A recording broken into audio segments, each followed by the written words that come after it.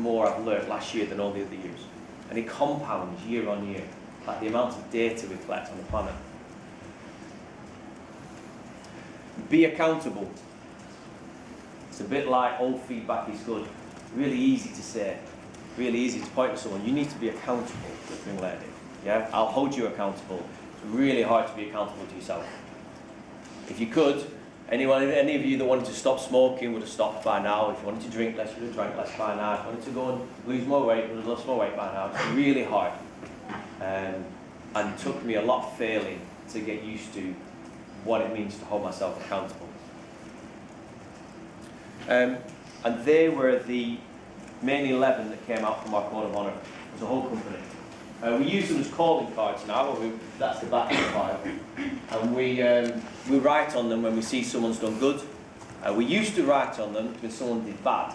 And I realised it feels really shitty when you're going to walk up to someone with a card. You know you're basically getting bollocked. And you go, that's where you were an ass. Whereas now it's like, oh, you did something really good. And we completely changed it around. We liken, and this is the way I've already explained it, if you had a rock with a rope tied around it and you were spinning it, the longer the rope, the more momentum you can get. It takes a bit longer to get going, but the more momentum you've got. So we liken the rock at the end to how many customers you're dealing with. So it's the weight. And the bigger the weight, in a way, that you need a longer rope because you literally can't get it to swing it. The rope is how big your team is. So you've got a big weight, you've got a big rope, but it takes a lot of momentum to get it going. But once it's going and it's going around your head, the grip that you hold on to that rope is your code of honour. Because you're not always there. And the code of honour is what holds things together. In the Marines, when the bullets are firing, it's so that they make sure that the people there, again, when emotions are high and intelligence is low, the people know what to do. Because in the absence of rules, people make up their own.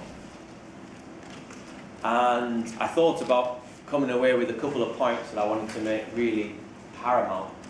The first one is about authenticity, but the second one is about in the absence of rules, people make up their own. If you don't say to somebody what you're doing, why you're doing it, why she's gone, what's happened here, people just create a narrative.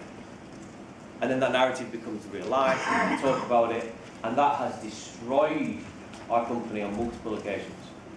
Because I didn't think quick enough and clear enough that what's that guy thinking in his mind when something's happened, and it festers. Which brings us nicely on to pruning. The most polite term I could use to describe members of a team who aren't operating as a team. And as a leader is definitely one of the most hardest things to execute, because one drop of ink in a clear glass and the glass will never be clear again. One drop. It can get clear again. You need a few filters, you need some fresh water, but one drop is all it takes. And every single hire that we do, or you will do in management or in your own company, every single hire is a reflection on you. The minute that person walks in, everyone in the company has just polarised your decision. It's either, oh my God, this guy's freaking awesome, or you're a douche, you just employed that person. And that's it. There might be a period of time where they'll pause for their judgment. And I try and say this as nice as I can, we try and hire slowly and fire fast, you know? Because there's an old saying I got brought up with, which is the person you are not hiring is holding back the company. And you're doing too much, bring somebody on. By the same token, the person that you haven't fired is destroying your company.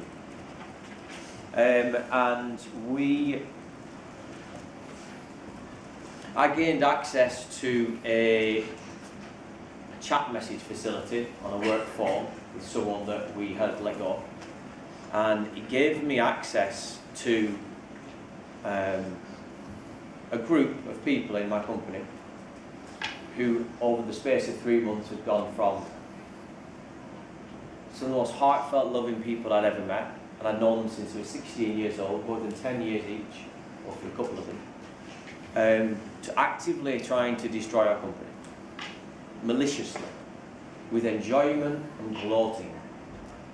And you don't need to raise your hands at all, but if any of you have ever experienced or been through trolls online, or had any ridicule online, or bullied at school, this chat group had 37,000 messages in it. And I will tell you now, nothing hits you as hard as reading 30,000 messages, because you've got to work out what's going on. And it certainly gives you a backbone. That was one of the hardest days I ever had in business, that day. Emotions high, intelligence low, not wanting to react, all these thoughts and feeling of being victimised, at the same time being lied to by senior people who you entrust to look after your ship, that you've gone through all this. I'm not about telling this story in total, but this is about experiences, and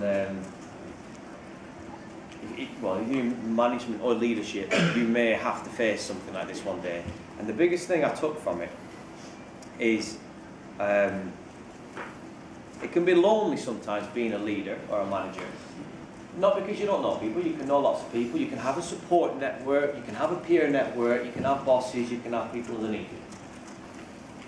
But when you know a decision needs to be made, there is no amount of words that's going to change the fact you've got to make that decision. In fact, the decision is already made, you just need to execute what you're doing. And that's what I mean about lonely sometimes. Because when you know something's coming, there's nothing you can do about it. Now, I was fortunate this was on a Friday, so I had at least a weekend to process, to seek legal advice and all the different things you've got to do. And on the Monday, we let them go as soon as he walked into the company. 4 gross misconducts in a row. It was that bad. And upon leaving, I told all the team the same day as well. I didn't tell them the whole truth because I didn't think they were able to listen to hear what was in the group. I just said everyone was involved, because they were. And people knew to let people go that had that much involvement in the company like that meant business. You know, you've got to look after your own people. I want you to just read that for a second.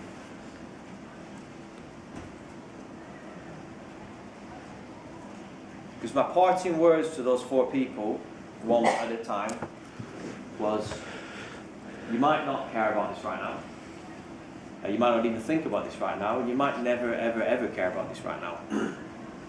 But I love you, and I forgive you. Because I did. Because I didn't want them waking up in 6 months, a year, 2 years, 3 years' time, and hating what they did. And for never saying something to me to say sorry, or anything like that. And they may never do. But I didn't want to be the person that left that unclosed. 2 of them came back within 48 hours to have a meeting with me to apologise for what they've done and their behaviour. 2 I've never spoken to since.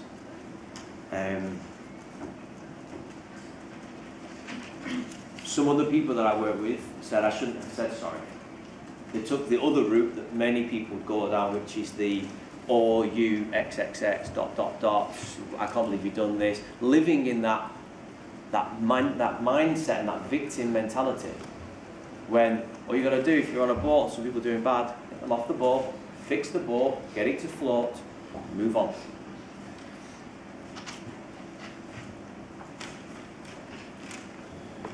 So, all throughout this, we really focus on knowing yourself. Einstein said that famous quote, and it really is very, very true. Every single one of you is a genius, but you're so different in so many ways. So I started to work with something called the Wealth Dynamics Spectrum. It's based on the I Ching, 8,000 years old, and it is the basis of lots of psychometric tests, and it splits people down into 4 energies. I'm not going to go into them, but the green one at the top is creator, which is all about head in the clouds, big picture, creating stuff. On the right is blaze, which is people and networks and going out there and chatting to people all the time. Whoever is the chatterbox in the group that always wants to go out probably has a lot of work in it. Tempo is at the bottom, which is all about being of service and timing and rhythm.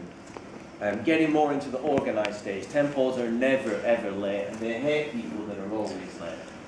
And then a steel on the right is detail, analytics, patterns, programming, coding, numbers, finance, things like that. That's me. I fluctuate somewhat to the left and the right, but I'm predominantly a dynamo, a lot of creative energy. So I came into our company and I disrupted the hell out of it, because we were in a very tempo space at the time. That's where my dad was. But we innovated and made loads and loads of changes, but at the same time got things a little bit more rockier.